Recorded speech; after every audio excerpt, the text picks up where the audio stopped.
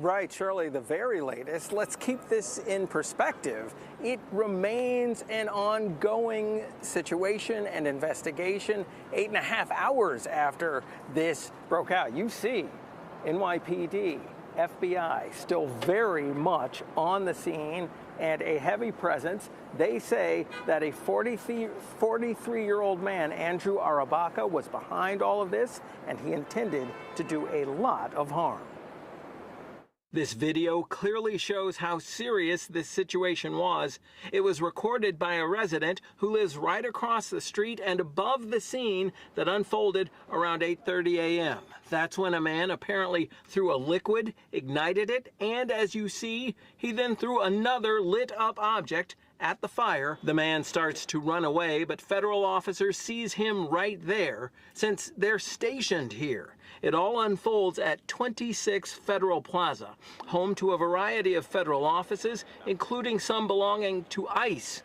It has a detention lockup on the 10th floor that's related to Federal Immigration Court, which is also in the building. More video from seconds after officers put out the fire shows them taking the man into custody in the federal building.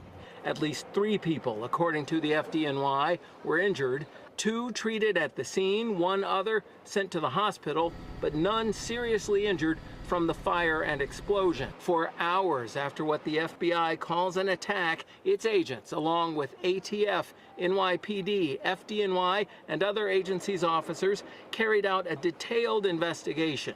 It included them closely examining a rifle, as you see. Ballistics technicians also appeared to empty out the weapon. On Monday afternoon, the FBI identified him as 43-year-old Andrew Arabaka. He'd served in the U.S. Army from 2001 to 2005, but now, say investigators, Mr. Arabaka was looking to injure people and harm people. They said Arabaka fired 5 to 7 shots from the airsoft rifle. He had 2 airsoft rifles on him, they said, along with a small arsenal. He had 2 axes, a hammer, a machete, and 3 knives, fixed blade knives. They also examined a wagon that they said the man had brought with him. It had been full of items that evidence techs later laid out to analyze. It also had a sign displayed on it that read, "ICE off our streets." The whole thing kept the block just north of 26 Federal Plaza shut down all day, creating issues for people who work here. But I have an immigration client. If I don't show up, he gets deported. And back here live, you see technicians still working this scene. The FBI saying that regular activity inside this building, 26 Federal Plaza, went ahead as scheduled. Meanwhile, they have been questioning Mr. Arabaka and say they expect serious charges to be filed against him at the federal level.